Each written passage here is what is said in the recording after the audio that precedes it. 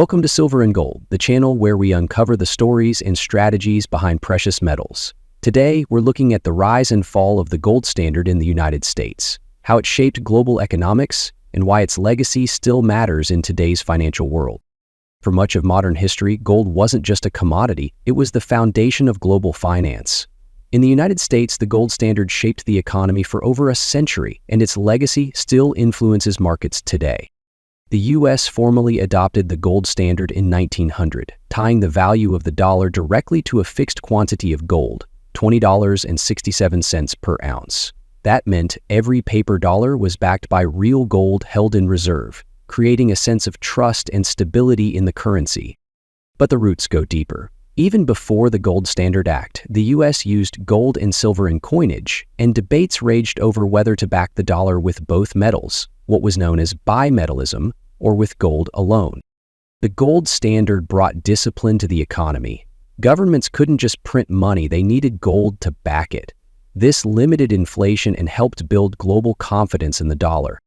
On an international scale, it created a fixed exchange rate system.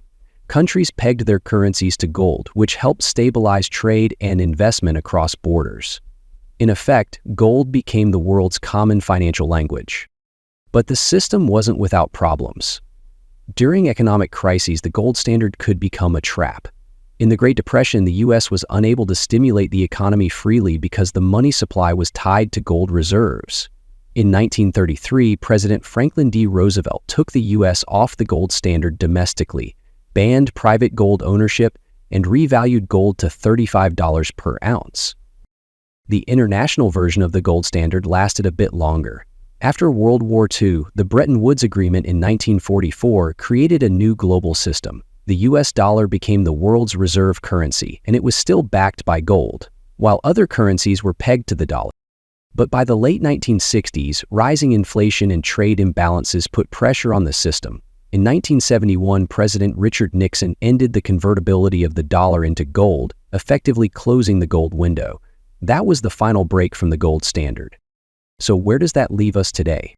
Even though we now live in a fiat currency world, the influence of gold hasn't disappeared. Central banks still hold massive gold reserves as a hedge against currency risk. Investors turn to gold in times of uncertainty, and debates continue about whether returning to a gold standard could bring more stability or whether it would limit a government's ability to respond to crises. The gold standard may be a thing of the past, but its legacy continues to shape how we think about money, value, and trust in the financial system.